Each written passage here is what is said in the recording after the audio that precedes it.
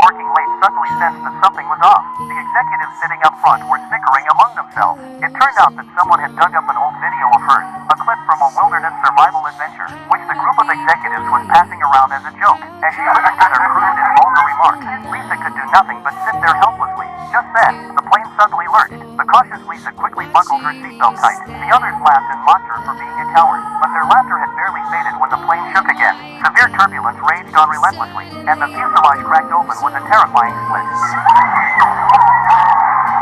In a panic, Lisa reached out and grabbed Kevin's hand, but Kevin aggressively demanded that she give up her seat. Desperate to save himself at any cost, Kevin suddenly grabbed her by the throat, trying to forcibly take her seat. Lisa summoned every ounce of strength and snatched up a fork, driving it hard into the back of Kevin's hand.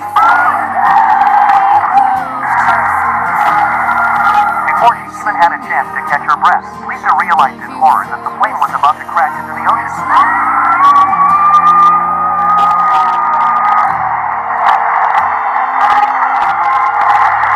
As seawater came rushing into the cabin, she frantically unclipped her seatbelt, and within moments she was completely submerged.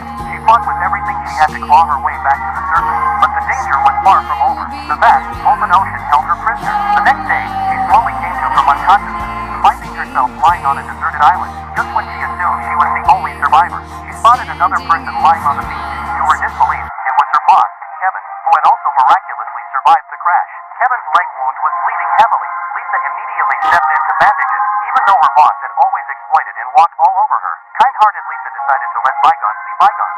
She smashed a rock to get a sharp edge, and cut down broad banana leaves and branches to build a simple shade shelter for Kevin, to keep him from getting dehydrated and passing out under the blazing sun. Watching dark storm clouds rolling in on the horizon, Lisa had a sudden flash of inspiration. She quickly dug a large pit in the sand, placed 4 bowl-shaped coconut shells at the bottom, and laid banana leaves along the edges to channel the rainwater. When the sky soon opened up with a torrential downpour, their drinking water problem was solved just like that. Under Lisa's careful and attentive care, Kevin finally slowly came around. But instead of showing a shred of gratitude, he arrogantly barked orders at Lisa, demanding she come up with a rescue plan on the spot. But Lisa held firm that the most urgent priority right now was to find supplies and focus on staying alive first.